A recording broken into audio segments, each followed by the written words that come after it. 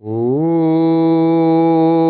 गगन चढ़ही रज पवन प्रसंगा कीचहि मिलहि नीच जल संगा। राम सिया राम सिया राम जय जय राम। साधु असाधु सदन सुख सारी सुमरहि राम देहि गन गारी। राम सिया राम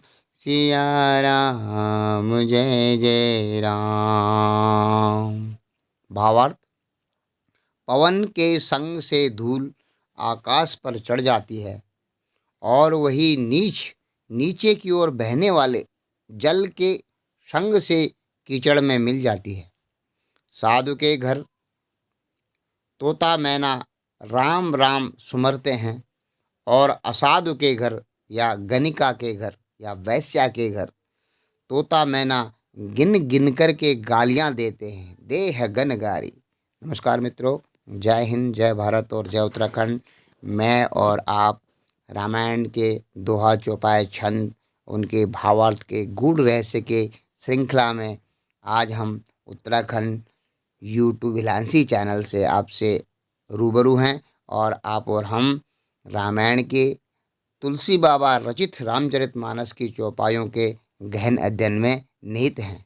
तुलसी बाबा लिखते हैं कि संग का प्रभाव हमारे जीवन में कैसा पड़ता है और किस प्रकार का संग करना चाहिए और किस प्रकार का संग करने से जीवन दुखदायी बन जाता है। कहते हैं, गगन चढ़ई रज पवन प्रसंगा कीचहि मिलहि नीच जल संगा।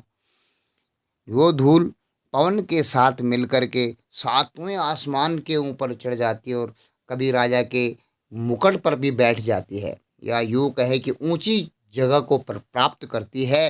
कीचहि मिलहि नीच जल संगा, और नीचे की तरफ बहने वाले अर्थात नीच जल के साथ मिलकर के यही धूल कीचड़ बन जाती है। साधु असाधु सदन सुख सारी।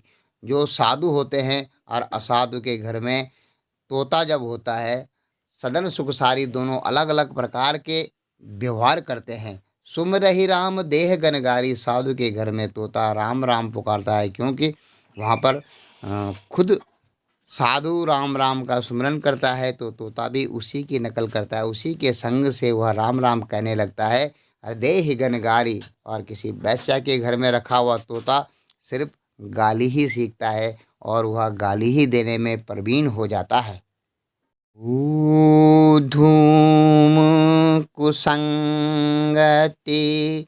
कारिख होई लिखई पुराण मंजू मसी सोही। राम सिया राम जय जय राम। सोई जल अनल अनिल संघाता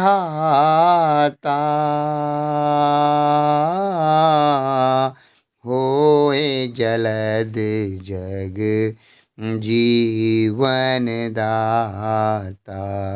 राम सिया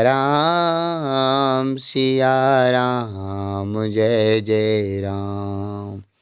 ओ राम सिया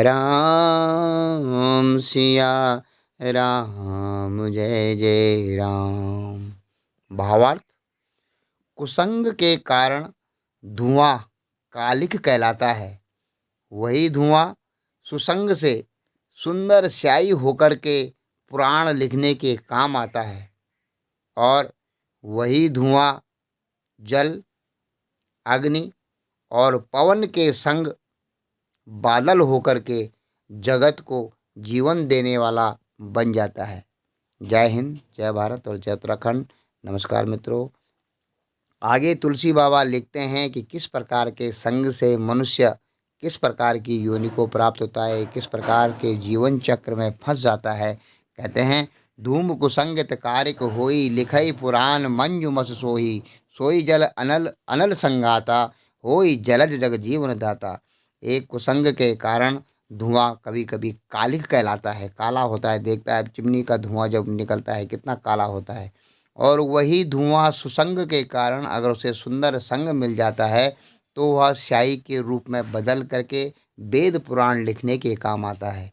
और वही धुआं जल अग्नि और पवन के साथ में संग से जब बादल बनाता है तो वह जीवन जल बरसाता हुआ पूरी सृष्टि को हरा भरा कर देता है, या यूँ कहें कि जीवन देने वाला बन जाता है। तो यह सभी संग का असर है। एक संग से मनुष्य उत्तम कोटि को प्राप्त होता है और दूसरे संग से नीचे की तरफ को गिरता है, अधोमुखी होता है। और उच्चता को प्राप्त होने के लिए आपको सज्जन पुरुषों का संग करना चाहिए, जो काम क्रोध लोभ मोह छल अज्ञान ईर्ष्या द्वेष पाखंड झूठ से दूर हों। और अगर आप दुष्टों का संग करते हैं तो आपका पतन होने में तनिक भी समय नहीं लगता है। ग्रह भेषज जल पवन पट, पाए कुजोग सुजोग, होय कुबस्तु सुबस्तु जग, लखहि सुलक्षण लोग। हो तुलसी लखई सुलक्षण लोग। भावार्थ, ग्रह, औषधि, जल, वायु और वस्त्र।